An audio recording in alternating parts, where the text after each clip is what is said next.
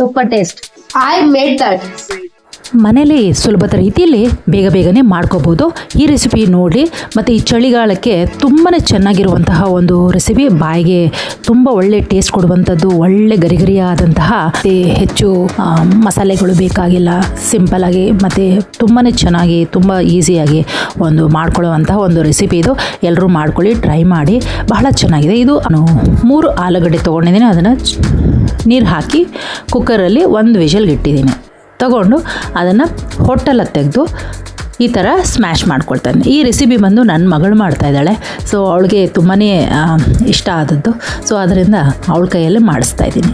So ಇದು ಆಲೂಗಡ್ಡೆ smash ಮಾಡಿ ಇಟ್ಕೊಳ್ಳೋದು. ಎಲ್ಲ ಚೆನ್ನಾಗಿ ಬೆಂದಿದೆ ಅಲ್ವಾ. ಸೊ ಅದಕ್ಕೆ ಸ್ಮ್ಯಾಶ್ ಮಾಡಿ ಆಲೂಗಡ್ಡೆ ಆದಮೇಲೆ ಇದಕ್ಕೆ ಕಾರ್ನ್ಫ್ಲವರ್ ಹಾಕ್ಕೊಳ್ಳೋದು. ಕಾರ್ನ್ಫ್ಲವರು 3 ಟೀ ಸ್ಪೂನಿಂದ 4 ಟೀ ಸ್ಪೂನ್ ಹಾಕ್ಕೋಬೋದು. ಯಾಕಂದರೆ ಆಲೂಗಡ್ಡೆ ಹಿಡಿ ಬರಬೇಕು, ಅಷ್ಟು ತನಕ ಹಾಕ್ಕೋಬೇಕು. ಯಾಕಂದರೆ ಆಲೂಗಡ್ಡೆಯಲ್ಲಿ ಸ್ವಲ್ಪ ನೀರು ಇರುತ್ತೆ, ನೀರೆಲ್ಲ ಡ್ರೈ ಆಗಿದ್ಮೇಲೆ ನಾವು ಇದು ಮಾಡ್ಕೋಬೇಕು. ಸೊ ಡ್ರೈ ಆಗಿ ಆದಮೇಲೆ ಇದನ್ನು ನಾನು ಮಿಕ್ಸ್ ಮಾಡ್ತೀವಲ್ಲ ಆ ಥರ ಇದನ್ನು ಚೆನ್ನಾಗಿ ಮಿಕ್ಸ್ ಮಾಡ್ಕೋಬೇಕು. ಉಂಡೆ ಮಾಡಿದ್ರೆ ಹಾಗೇ ಇರಬೇಕು, ಆ ಥರ ಆಗೋ ತನಕ ನಾವು ಮಿಕ್ಸ್ ಮಾಡಬೇಕು. ಮತ್ತು ಇದಕ್ಕೆ ಕಾರ್ನ್ಫ್ಲವರ್ ಹಾಕಬೇಕು. ಬೇಕಾದರೆ ನಿಮಗೆ ರವೆ ಸಿಕ್ಕಿದ್ರೆ ರವೆನೂ ಹಾಕೋಬೋದು, ಚೆನ್ನಾಗಿರುತ್ತೆ. ಮತ್ತು ಇದು ಈ ಥರ ಮಾಡ್ತಾಯಿದ್ದೀನಿ, ಒಳ್ಳೆ ಮಿಕ್ಸ್ ಆಗಿದೆ. ಇದಕ್ಕೆ 1/4 ಟೀ ಸ್ಪೂನಷ್ಟು ಉಪ್ಪು ಸೇರಿಸ್ಕೊಂಡಿದ್ದೀನಿ. ಮತ್ತು ಒಂದು ಅರ್ಧ ಟೀ ಸ್ಪೂನಷ್ಟು ಶುಂಠಿ ಬೆಳ್ಳುಳ್ಳಿ ಸೇರಿಸ್ಕೊಂಡಿದ್ದೀನಿ. ಶುಂಠಿ ಬೆಳ್ಳುಳ್ಳಿ ಪೇಸ್ಟ್ ಮಾಡ್ಕೊಂಡಿದ್ದೀನಿ, ಅದನ್ನು ಸೇರಿಸ್ಕೊಳ್ತಾ ಇದ್ದೀನಿ. ಒಳ್ಳೆ ರುಚಿಯಾದಂಥ ಒಂದು ಸ್ನ್ಯಾಕ್ಸು, ಮನೇಲೇ ತುಂಬ ಸುಲಭದ ರೀತಿಯಲ್ಲಿ ಬೇಗನೆ ಮಾಡಿಕೊಂಡು ತಿನ್ಬೋದು. ಇದಕ್ಕೆ ನಾನು ಮೆಣಸನ್ನ ಕುಟ್ಟಿರೋದನ್ನು ಹಾಕ್ಕೊಳ್ತಾ ಇದ್ದೀನಿ. ಒಂದು ಅರ್ಧ ಟೀ ಸ್ಪೂನಷ್ಟು ಮೆಣಸು ಕುಟ್ಟಿರೋದನ್ನು ಹಾಕ್ಕೊಳ್ತಾ ಇದ್ದೀನಿ. ಇದು ಕೋಲ್ಡ್ಗೆಲ್ಲ ತುಂಬಾ ಚೆನ್ನಾಗಿರುತ್ತೆ ಮತ್ತು ಗರಮ್ ಆಗಿರುವಂಥದ್ದು. ಸೊ ಇದಕ್ಕೆ ನಾನು ಸ್ವಲ್ಪ ಗರಂ ಮಸಾಲೆನೂ ಸೇರಿಸ್ಕೊಳ್ತಾ ಇದ್ದೀನಿ. ಗರಂ ಮಸಾಲೆ ಒಂದು 1/4 ಟೀ ಸ್ಪೂನ್ ಆದರೆ ಸಾಕು. 1/4 ಟೀ ಸ್ಪೂನ್ ಅರ್ಧ ಟೀ ಸ್ಪೂನ್ ಹಾಕ್ಕೊಂಡ್ರು ಓಕೆ, ತೊಂದರೆ ಇಲ್ಲ. ಸೊ ಗರಂ ಮಸಾಲೆ ಸ್ವಲ್ಪ ಹಾಕ್ಕೊಂಡಿದ್ದೀನಿ. ಇದನ್ನು ಹಾಕ್ಕೊಂಡು ಕಲಿಸ್ಕೊಳ್ತಾ ಇದ್ದೀನಿ. ಸೊ ಎಲ್ಲ ಚೆನ್ನಾಗಿ ಮಿಕ್ಸ್ ಕೊಡಬೇಕು. ಉಪ್ಪು ಹಾಕಿದ್ದೀವಿ, ಶುಂಠಿ ಬೆಳ್ಳುಳ್ಳಿ ಪೇಸ್ಟ್ ಹಾಕಿದ್ದೀವಿ, ಕಾರ್ನ್ಫ್ಲವರ್ ಹಾಕಿದ್ದೀವಿ, ಮೆಣಸು ಹಾಕಿದ್ದೀವಿ, ಸ್ವಲ್ಪ ಗರಂ ಮಸಾಲೆನೂ ಹಾಕಿದ್ವಿ. ಇದಕ್ಕೆ ಸ್ವಲ್ಪ ಇಂಗು ಸೇರಿಸ್ಕೊಳ್ತೀವಿ. ಇಂಗು ಯಾಕೆ ಸೇರಿಸ್ಕೊಳ್ಳೋದು ಅಂತ ಹೇಳಿದ್ರೆ ನಮಗೆ ಗ್ಯಾಸ್ಟ್ರಿಕ್ ಆಗೋ ಚಾನ್ಸಸ್ ಇರುತ್ತೆ. ಅದರಿಂದ ಗ್ಯಾಸ್ಟ್ರಿಕ್ ಆಗದೇ ಇರೋ ಥರ ಇರಲಿಕ್ಕೆ ನಾನು ಒಂಚೂರು ಇಂಗನ್ನು ಸೇರಿಸ್ಕೊಳ್ತಾಯಿದ್ದೀನಿ. ಇಂಗು ಸೇರಿಸ್ಕೊಂಡು ಎಲ್ಲ ಚೆನ್ನಾಗಿ ಮಿಕ್ಸ್ ಕೊಡ್ತಾಯಿದ್ದೀನಿ. ಮಿಕ್ಸ್ ಮಾಡಿ ಈ ಬೌಲಲ್ಲಿ ಹಾಗೆ ಇಟ್ಕೊಳ್ಳೋದು. ಮತ್ತು ಒಂಚೂರು ಇದು ಆಪ್ಷನಲ್ಲು, ಚೀಸ್ ಬೇಕಾದರೆ ಹಾಕೋಬೋದು, ಬೇಡದಿದ್ದರೆ ಪಕ್ಕಕ್ಕೆ ಇಡ್ಬೋದು. ನಾನು ಚೀಸ್ ಇತ್ತು ಅಂತ ಹೇಳ್ಬಿಟ್ಟು ಒಂದೊಂಚೂರು ಚೀಸ್ ಈ ಥರ ಸ್ಲೈಸ್ ಮಾಡ್ಕೊಂಡಿದ್ದೀನಿ.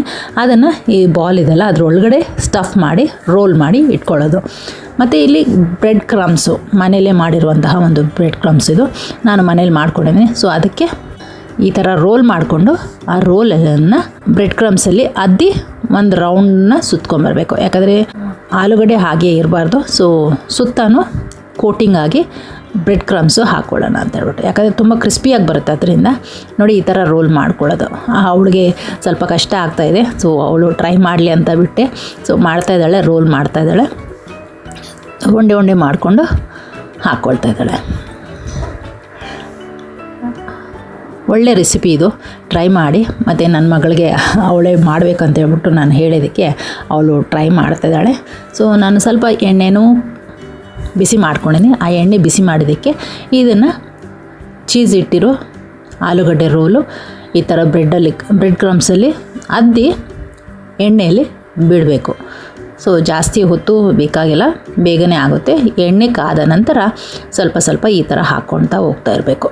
ನೋಡಿ ಎಷ್ಟು ಚೆನ್ನಾಗಿ ಗೋಲ್ಡನ್ ಬ್ರೌನಿಷ್ ಬಂದಿದೆ, ತುಂಬ ಚೆನ್ನಾಗಿದೆ. ತುಂಬ ಗರಿ ಆದಂತಹ ಒಂದು ಸ್ನ್ಯಾಕ್ಸು ನೋಡಿ. ಹಾಕಿ ಅದೇ ಫ್ಲೇಮಲ್ಲೇ ನಾನು ತೆಗಿತಾ ಇದ್ದೀನಿ.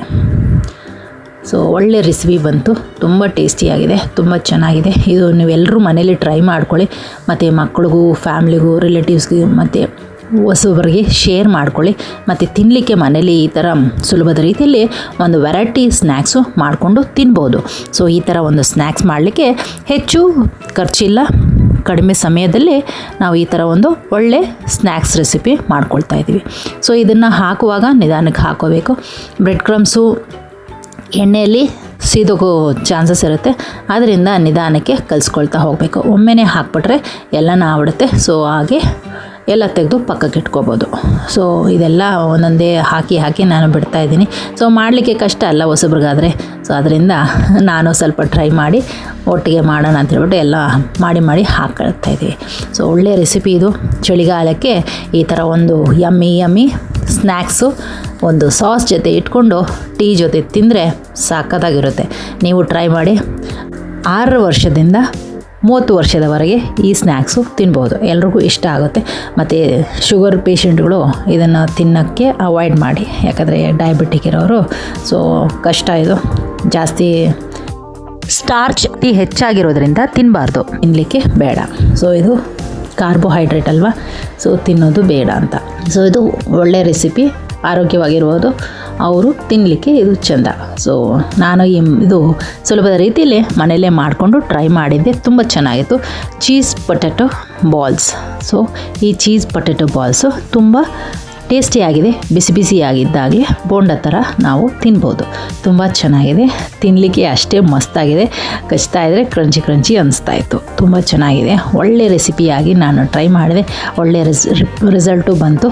ತುಂಬ ಟೇಸ್ಟಿಯಾಗಿ ಇತ್ತು. ಮಕ್ಕಳಿಗೂ ತುಂಬ ಇಷ್ಟ ಆಗುತ್ತೆ ತಿನ್ನಲಿಕ್ಕೆ. ಇದೇ ಥರ ನೀವು ಮನೆಯಲ್ಲಿ ಮಾಡ್ಕೊಳ್ಳಿ. ಈ ವಿಡಿಯೋ ಇಷ್ಟ ಆದಲ್ಲಿ ಒಂದು ಲೈಕ್ ಕೊಡೋದನ್ನು ಮರಿಬೇಡಿ. ಹಾಗೆ ಸಬ್ಸ್ಕ್ರೈಬು ಮಾಡ್ಕೊಳ್ಳಿ. ಇದುವರೆಗೂ ನಮ್ಮ ಚಾನಲ್ನ ನೋಡ್ತಾ ಇದ್ದೀರಾ, ಸಬ್ಸ್ಕ್ರೈಬ್ ಮಾಡಿಲ್ಲ ಅಂತ ಹೇಳಿದೆ, ದಯವಿಟ್ಟು ಸಬ್ಸ್ಕ್ರೈಬ್ ಮಾಡ್ಕೊಳ್ಳಿ. ಬೆಲ್ ಐಕಾನ್ ಪ್ರೆಸ್ ಮಾಡಿ, ಆಲ್ ಬಟನ್ ಆನ್ ಮಾಡಿ, ಲೈಕ್ ಮಾಡಿ, ಮತ್ತು ಕಮೆಂಟ್ಗಳನ್ನ ಕೊಡೋದನ್ನು ಮರಿಬೇಡಿ. ಸೊ ಇದೇ ಥರ ಹೆಚ್ಚು ವೀಡಿಯೋಗಳನ್ನ ನಾವು ಕೊಡೋಣ ಅಂತ. ಈ ಥರ ರೆಸಿಪಿಗಳನ್ನ ನೀವು ಮನೇಲಿ ಟ್ರೈ ಮಾಡಿ, ಮತ್ತು ನಿಮ್ಮ ಅನಿಸಿಕೆ ಅಭಿಪ್ರಾಯಗಳನ್ನು ನಮ್ಮ ರೆಸಿಪಿಗಳ ಜೊತೆ ಹಂಚ್ಕೊಳ್ಳಿ. ತುಂಬಾ ರುಚಿಯಾದಂತಹ ಒಂದು ಸ್ನ್ಯಾಕ್ಸ್ ಟ್ರೈ ಮಾಡಿ. ವೀಕ್ ಡೇಸಲ್ಲಿ ಈ ಥರ ಸ್ನ್ಯಾಕ್ಸು ಮನೆಯಲ್ಲೇ ಮಾಡಿಕೊಂಡು ಬಿಸಿಯಾಗಿ ತಿನ್ಬೋದು. ಚಳಿಗಾಲಕ್ಕೆ ಗರಂ ಆಗಿರುವುದಕ್ಕೆ ತಿನ್ನಲಿಕ್ಕೆ ಒಳ್ಳೆ ರುಚಿಯಾದಂತಹ, ಒಮ್ಮೆ ಮಾಡಿದ್ರೆ ಮತ್ತೆ ಮಾಡಿಕೊಂಡು ತಿನ್ನಬೇಕು ಅನಿಸುತ್ತೆ. ಟ್ರೈ ಮಾಡಿ, ಒಳ್ಳೆಯ ರೆಸಿಪಿ ಇದು. ತುಂಬಾ ಸಿಂಪಲ್ ಆ್ಯಂಡ್ ಈಸಿ, ಮತ್ತು ಹೆಚ್ಚು ಇಂಗ್ರೀಡಿಯೆಂಟ್ಸು ಬೇಕಾಗಿಲ್ಲ. ಕೇವಲ ಕೆಲವೇ ಸ್ವಲ್ಪ ಇಂಗ್ರೀಡಿಯೆಂಟ್ಸ್ಗಳನ್ನ ಬಳಕೆ ಮಾಡಿಕೊಂಡು ಒಳ್ಳೆಯ ಟೇಸ್ಟಿಯಾದಂತಹ ಆರೋಗ್ಯಕರವಾದಂತಹ ಒಂದು ರೆಸಿಪಿ ಆಲೂಗಡ್ಡೆ ಚೀಸ್ ರೆಸಿಪಿ. ಎಲ್ಲರೂ ಟ್ರೈ ಮಾಡಿ, ನಿಮಿಷಗಳಲ್ಲಿ ಇದು ಮಾಡಿ ಮುಗಿಸಬಹುದು. ಸೊ ಒಳ್ಳೆಯ ರೆಸಿಪಿ ಆಗಿದೆ.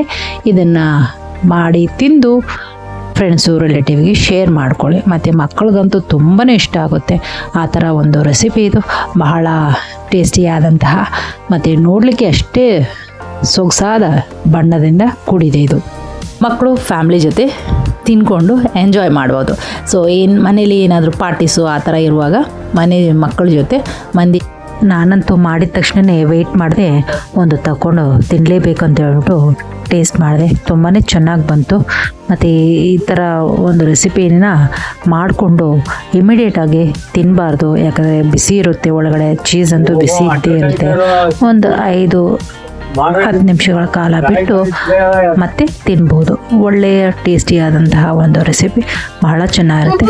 ನಾವು ಹೇಗೆ ವಡೆ ಬೋಂಡಗಳನ್ನ ತಿಂತೀವಿ ಅದೇ ಥರ ತಿನ್ಬೋದು.